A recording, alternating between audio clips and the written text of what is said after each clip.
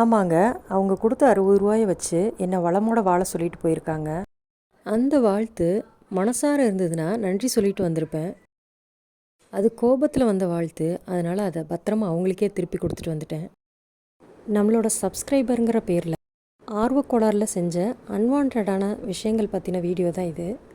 இது என்ன விதைன்னு சொல்லி பரிசுக்கான கேள்வி கேட்டிருந்தேன். கஸ்தூரி வெண்டைன்னு சொல்லிட்டு கரெக்டாக ஆன்சர் பண்ணியிருந்தாங்க. வாட்ஸ்அப் ஷிப்பிங் சார்ஜ் பே பண்ணி உங்களோட கிஃப்ட்டை வாங்கிக்கோங்கன்னு நான் ரிப்ளை பண்ணியிருந்தேன். அவங்களும் வாட்ஸ்அப் இன்றைக்கி பே பண்ணிடுறேன் அப்படின்னு சொல்லியிருந்தாங்க. சொல்லிட்டு போனவங்க 1 வீக் வரையும் வரவே இல்லை திரும்ப.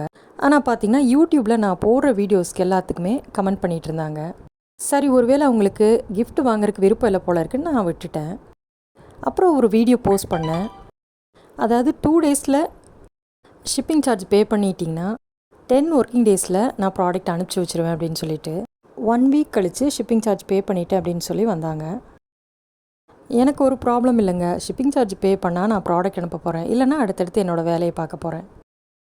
ஒருவேளை பாத் பவுட்ரு வேண்டாம், காஜலை கிஃப்டாக வாங்கிக்கலாம் அப்படிங்கிற நினப்பில் அடுத்த போஸ்ட்டில் ஃபஸ்ட்டாக கமெண்ட் பண்ணாங்களோ என்னவோ எனக்கு தெரியல. போனவங்க சும்மா இல்லை. பரிசுக்கான கேள்விகள் கேட்டிருந்த இன்னொரு வீடியோவில் இவங்களுக்கு முன்னாடி ஆன்சர் பண்ண ஒருத்தர் இவங்க ஆன்சரை பார்த்து கரெக்ட் பண்ணிட்டதாகவும் வாட்ஸ்அப்பில் ஒரு கம்ப்ளைண்ட் வச்சுருந்தாங்க. இது என்னடா சின்ன புள்ளத்தனமாக இருக்கேன்னு சொல்லிட்டு நான் அப்படி கண்டுக்கல விட்டுட்டேன். அடுத்ததாக கீரையோட பேரை கரெக்டாக சொன்னால் கிஃப்ட்டுன்னு சொல்லிட்டு ஒரு வீடியோ போட்டிருந்தேன். இந்த மாதிரி கிஃப்ட் கொடுக்குறதே வியூஸ் நல்லா போகணுங்கிறக்காக தான். இதெல்லாமே உங்களுக்கு தெரியும். ஆனால் அவங்க அன்னைக்கே அந்த கீரையோட பேரெல்லாம் சொல்லுங்கள், தெரிஞ்சுக்க ரொம்ப ஆவலாக இருக்கேன் அப்படின்னு சொல்லி வாட்ஸ்அப்பில் மெசேஜ் பண்ணியிருந்தாங்க. இதே மெசேஜை யூடியூப்லேயும் போட்டு வச்சுருந்தாங்க. ஆன்சர் சொல்லும்போது தெரிஞ்சுக்கட்டும்னு. நான் அதுக்கும் ரிப்ளை பண்ணலை.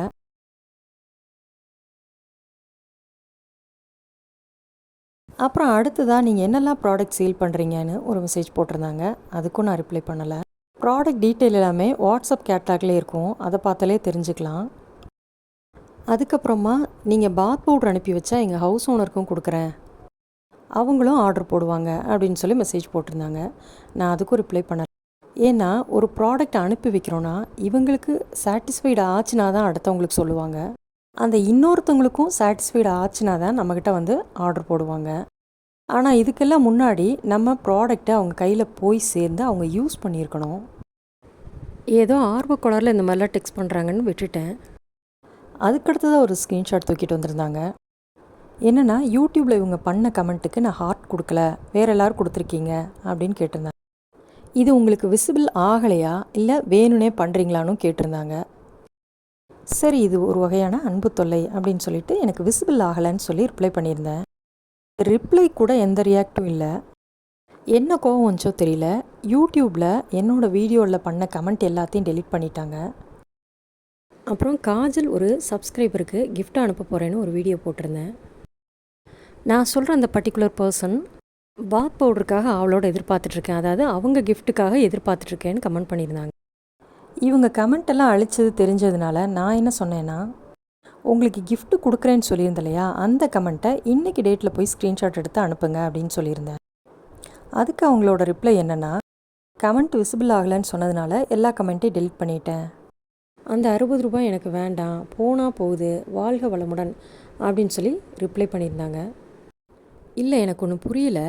அந்த கமெண்ட் விசிபிள் ஆகலைங்கிறத விசிபிள் ஆகலைன்னு தானே சொல்ல முடியும்.